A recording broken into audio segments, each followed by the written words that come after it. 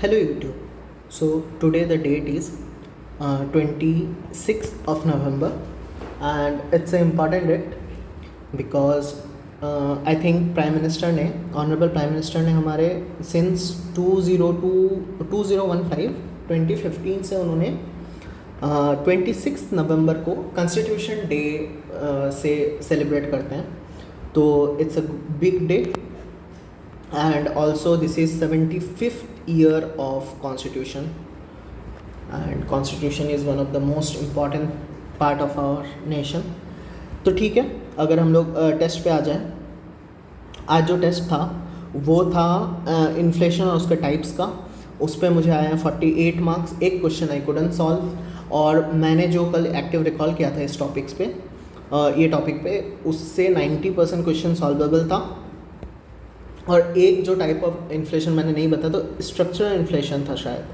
Structural inflation is basically कि कोई structure में इशू आ जाए, इंफ्रास्ट्रक्चरली, या फिर कोई शॉक आ जाए, उसके वजह से जो प्राइस हाइक होता है उसको हम लोग वो बोलते हैं, स्ट्रक्चरल इन्फ्लेशन बोलते हैं. और कल जो मैंने बोला था ना कि एक जो 3 अनअटेम्प्टेड क्वेश्चन था, कल एक मतलब जो हम लोग ने नहीं पढ़ा, मतलब मेरे नोट्स में नहीं था, शिवन सर के नोट्स में मुझे तो नहीं मिला. उन्होंने वहाँ पे क्लेम किया है कि नोट सही है. एक पल्मा रेशियो करके कुछ था, ठीक है. तो I have never read this before, तो वो मेरा नहीं हुआ था. मैंने बोला था कल, मुझे याद नहीं आ रहा है. तो that is by top 40% by bottom 20%, ऐसे करके टॉप 20% बाई बॉटम 40%, ऐसा करके कुछ एक रेशियो होता है. तो I will study more about that. अभी मैंने उसको अच्छे से एनालाइज करने का टाइम नहीं मिला मुझे. ओके, जो कल का टेस्ट है ना, आज मुझे थोड़ा रिकॉर्डिंग करने में टाइम भी लग गया, थोड़ा लेट हो गया मैं, क्योंकि आज ही एक भाई ने मैसेज किया था इंस्टाग्राम में, और नाम तो मैं पता नहीं उनको कैसा लगेगा, तो मैं नाम मेंशन नहीं करता हूँ. तो उनके साथ प्लानिंग हुआ कि हम दोनों मिल के एक्टिव रिकॉल कर सकते हैं कोई एक वीडियो में, but I couldn't figure out the tech issues. तो हमने बस ऐसे ही बात किए. तो it was very nice talking to him. उन्हीं से बात कर रहा था अभी मैं. तो उसके बाद ही मैं आया एक्टिव रिकॉल करने यहाँ पे. और हमने प्लान किया है कि जो 7th है, शायद मोस्टली 7th है, डेट हम लोग बाद में देख लेंगे. 7th ऑफ दिसंबर, उस दिन संडे है, and that is the last day for economy. तो उस दिन हम लोग FLT दे देंगे पहले, और डेली टेस्ट भी दे देंगे, और फिर हम लोग बैठेंगे 2 से 3 घंटा और पूरा इकोनॉमी का जो सिलेबस है उसको एक्टिव रिकॉल करेंगे. एंड लाइव तो आई डोंट थिंक कि उतना टेक सेवी हूँ मैं कि मैं सब कुछ अरेंज कर लो लाइव के लिए, क्योंकि फर्स्ट टाइम होगा. तो फर्स्ट विल रिकॉर्ड इट, देखते हैं कैसा जाता है. अगर अच्छा गया तो देन हम लोग लाइव कभी आएंगे. दैट माइट भी अच्छा होगा, 2 जन मिल के करेंगे. और ये जो पर्पज़ था यूट्यूब का और इंस्टा का, इसका पूरा पर्पज़ ही ये था कि मैं पूरा अकेले पड़ गया था, एंड मुझे बहुत आइसोलेशन में मज़ा नहीं आ रहा था प्रिपरेशन करने का. तो आई थॉट कि चलो वीडियोज़ बनाएंगे, इंस्टा पे एक पेज बना देंगे, तो लोगों से बातचीत होगा, जेन्युइन लोगों से कनेक्ट होगा. एंड आई थिंक कि वो आइडिया काफ़ी सक्सेसफुल रहा. अब बस प्रीलिम्स भी निकल जाए तो और बेस्ट हो जाएगा. जो फाइनल गोल है, एक्चुअली सॉरी, फाइनल गोल तो लवासना जाना है, बट हाँ ठीक है, प्राइमरी गोल तो अभी प्रीलिम्स क्लियर करना है, ठीक है. तो हम लोग संडे को, मतलब नेक्स्ट संडे को पूरा इकोनॉमी एक बार रिकॉल करके उसका वीडियो पोस्ट करने का ट्राई करेंगे. लेट्स सी क्या होता है, ठीक है. अच्छा, उसके बाद और एक बात मैं बताता हूँ. कल का जो टेस्ट है ना, उस पर मनी के कुछ बेसिक कंसेप्ट आएंगे. इवोल्यूशन ऑफ मनी, जो कि एकदम बेसिक चीज़ें, कुछ नहीं है कि कैसे मनी आया, बहुत ईजी चीज़ है वो. और सप्लाई और डिमांड ऑफ मनी आएगा, ठीक है. तो ये चीज़ ना थोड़ा एक्टिव रिकॉल करने के लिए बहुत ज़्यादा कॉम्प्लेक्स टॉपिक है ये चीज़, ठीक है. तो वो मैंने इसमें इंक्लूड नहीं किया है. कल मैं एक बार पूरा का पूरा मनी का एक्टिव रिकॉल कर दूंगा, पर कल के टेस्ट में ही मनी आएगा, थोड़ा बहुत मनी का पार्ट. तो अभी के लिए, इस वीडियो के लिए मैं कोई डे गैप नहीं करना चाह रहा था, क्योंकि आज का जो था ना, आज का काफ़ी इन्होंने ईजी टारगेट दिया था, ठीक है. मैं एक्चुअली यही गलती कर गया कि मुझे कल ही इन्फ्लेशन टाइप्स में बहुत ईजी टॉपिक्स थे, इसी में ये तीनों को ऐड कर लेना चाहिए था. तो फिर आज मैं मनी कर देता, बट ठीक है, कोई इशू नहीं है. आज मैं ये तीनों का बात कर देता हूँ. इस पर ना एक टेबल बनता है, ठीक है. अगर मैं CPI का फुल फॉर्म बताऊँ एक बार, तो ये हो जाता है कंज्यूमर प्राइस इंडेक्स, ठीक है. ये हो गया होलसेल प्राइस इंडेक्स. और जो ये CPI कंबाइंड है, ये C है, ये रूरल और अर्बन को कंबाइन कर देता है.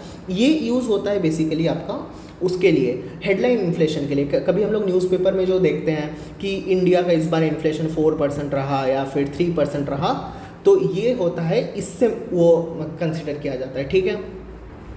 और एक चीज़ अगर मैं बताऊँ कि जो RBI जो टारगेट फॉलो करता है कि 4 ± 2 का टारगेट रहता है RBI का, तो वो चीज़ आपका CPI कंबाइंड के बेसिस पे होता है टारगेट, ठीक है। तो ये चीज़ भी हो गया। उसके बाद अगर हम लोग CPI और WPI का मेन डिफरेंस में आ जाए, CPI में गुड्स और सर्विस दोनों का होता है, पर WPI में सर्विस इंक्लूड नहीं होता है, क्योंकि होलसेल में सर्विस कैसे कोई दे सकता है, ठीक है। और होलसेल प्राइस इंडेक्स हम लोग अलग इसीलिए बनाते हैं कि होलसेलर के पर्सपेक्टिव से चीज़ें अलग होती है, बास्केट अलग होती है, और CPI के हिसाब से अलग बास्केट होती है, ठीक है। और एक चीज़ जो मुझे याद आ रहा है कि CPI में जो रूरल होता है, CPI जो रूरल होता है एक अर्बन होता है, ठीक है। अर्बन में हाउसिंग एक इम्पॉर्टेंट फैक्टर है, रूरल में उसको इंक्लूड ही नहीं किया जाता, क्योंकि रूरल में हाउसिंग होना बहुत ज़्यादा इंपॉर्टेंट फैक्टर नहीं है, ठीक है। उससे बहुत ज़्यादा सर्वाइवल ज़्यादा बहुत बड़ा फैक्टर है, ठीक है। तो ये सब चीज़ें आ जाती है CPI WPI और CPI कंबाइंड में, ये चीज़ें मोस्टली हैं। और तो मुझे टॉपिक्स इसके थोड़े बहुत फैक्चुअल चीज़ें, एक टेबल बना हुआ है कि एग्रीकल्चर का क्या रोल रहता है, उसके बाद बाकी और भी फ्यूल का क्या रहता है, तो वो सब तो बिल्कुल याद नहीं है, और वो ऐसे याद करना पॉसिबल भी नहीं है। एक चीज़ मैं जो बताता हूँ, एक होता है ना कोर इन्फ्लेशन, ठीक है। अगर हम लोग को देखना है कि कोर इन्फ्लेशन क्या होता है, कोर इन्फ्लेशन का टॉपिक क्यों आता है, मैं पहले ये बताता हूँ, ठीक है। मान लो जैसे कि इन्फ्लेशन बहुत ज़्यादा बढ़ जाए कोई एक चीज़ का, जैसे मान लो स्मार्टफोन का प्राइस बहुत बढ़ जाए, लग्जरी स्मार्टफोन्स का, तो हम लोग अगर नहीं भी उसको खरीदेंगे तो that is not a very big deal, ठीक है। पर मान लो चावल का बहुत ज़्यादा इन्फ्लेशन हो जाए तो भी हम चावल तो खरीदेंगे ही ना, फूड आइटम्स तो हमें खरीदने ही होंगे। तो हम क्या करते हैं, कोर इन्फ्लेशन से फूड और फ्यूल, ये दो चीज़ बहुत ही ज़्यादा जो मैंडेटरी आइटम्स है, ये दोनों को हम लोग निकाल देते हैं, और फिर जो बास्केट बचता है उसका अब जब हम लोग इन्फ्लेशन चेक करते हैं तो वो हमारा कोर इन्फ्लेशन हो जाता है, ठीक है। और उसको भी फिर RBI ने एक नया चीज़ बना दिया, रिफाइंड कोर इन्फ्लेशन, ठीक है। रिफाइंड कोर इन्फ्लेशन में क्या होता है कि उन्होंने पेट्रोल भी हटा दिया उसमें। अब आप लोग बोलोगे कि फ्यूल जब हटाया तो पेट्रोल कैसे नहीं हटा, फ्यूल वो अलग फ्यूल है, वो कंजम्पशन वाला फ्यूल है, और पेट्रोल जो आती है वो पेट्रोल और डीजल सेल्स में ऐड हो जाता है, वो आपका होता है ट्रांसपोर्टेशन वाला चीज में ऐड होता है, ठीक है। ट्रांसपोर्टेशन का अलग कॉलम है, फूड का अलग कॉलम है। तो जो आपका फ्यूल है, फ्यूल एंड लाइटिंग है, फ्यूल एंड लाइट वगैरह ऐसा कुछ नाम है उसका, ठीक है। उस पर केरोसिन वगैरह ये सब आता है, शायद नेचुरल गैस ये सब आता है। जो पेट्रोल आता है वो आपका ट्रांसपोर्ट में आता है। तो रिफाइंड कोर में हम लोग क्या करेंगे, ट्रांसपोर्ट को भी हटा देंगे, मतलब पेट्रोल वगैरह को भी हटा देंगे, पेट्रोल प्राइसेस को हटा देंगे, वो हाईली वोलाटाइल होता है, और फूड का भी हाईली वोलाटाइल होता है, तो हम लोग फूड को हटा देंगे आपका कोर इन्फ्लेशन से, ठीक है। तो वो CPI WPI CPI combined, core inflation, refined core inflation, सारी चीज़ें हो गई। और जो मनी का है, मनी का इवोल्यूशन ऑफ मनी और सप्लाई ऑफ मनी और डिमांड ऑफ मनी, ये मैं कल करूँगा, ठीक है। मैं थोड़ा बहुत बता, इवोल्यूशन आज ही कर देते हैं, ठीक है। इवोल्यूशन मुझे याद ही अच्छे से, कोई दिक्कत नहीं है। इवोल्यूशन में क्या है बेसिकली कि पहले दिक्कत हो रहा था कि जो हम लोग बार्टर सिस्टम जो था पहले, अगर एकदम शुरू से शुरू करें, बार्टर सिस्टम में क्या होता था कि डबल कोइंसिडेंस ऑफ वांट होना बहुत ज़रूरी हो रहा था, डबल कोइंसिडेंस ऑफ वांट। इसमें क्या होता है कि अगर मान लो चावल चाहिए मुझे, तो चावल के बदले में बार्टर सिस्टम में क्या होता है कि आपको चावल के बदले में कुछ देना होगा।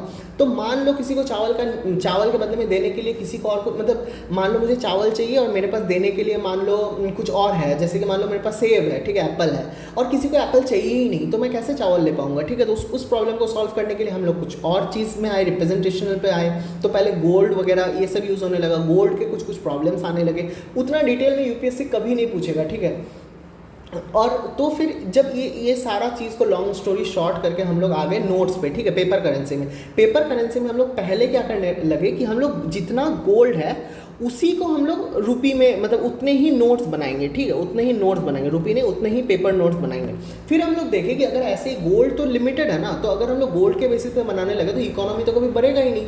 तो फिर हम लोग क्या किए, हम लोग एक प्रोपोर्शनल पे आ गए, ठीक है, कि मान लो 1 ग्राम गोल्ड के बदले में हम लोग इतना पेपर नोट बना लेंगे, फिर 2 ग्राम के बदले उसके डबल बना लेंगे, फिर उससे भी हम लोग हट गए। अब हम लोग आ गए मिनिमम रिजर्व सिस्टम पे। इसमें कुछ ट्रस्ट के बेसिस पे चलता है, इस पर हम लोग, इसमें गवर्नमेंट और RBI ये दोनों मिलके ये सिस्टम चलाता है।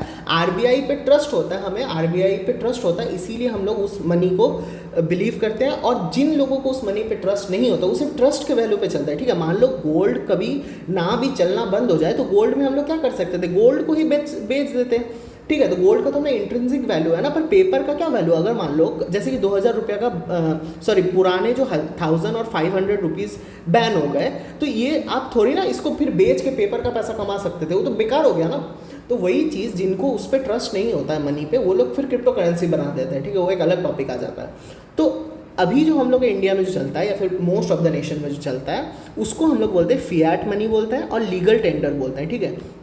लीगल टेंडर का अगर क्वेश्चन आएगा तो मोस्टली आपका वहाँ पे ऑप्शन पे रहेगा कि जो मनी डेट क्लियर करने के लिए कोई लेने में डिनाई ना कर पाए उसको हम लोग बोलते हैं लीगल टेंडर। मान लो आपने किसी से लोन लिया, लोन को आप जब उनको मतलब रीपे करोगे उस टाइम जो आप पैसा दोगे वो अगर वो मतलब डिनाई ना कर पाए तो उसको हम लोग लीगल टेंडर कहेंगे, ठीक है। और जो फिएट मनी होता है तो वो फिएट का मतलब होता है बाई ऑर्डर चलता है, ठीक है। ऑर्डर के बेसिस पे अगर कोई पेपर नोट का वैल्यू आ जाता है तो उसको हम लोग फिएट मनी बोलते हैं।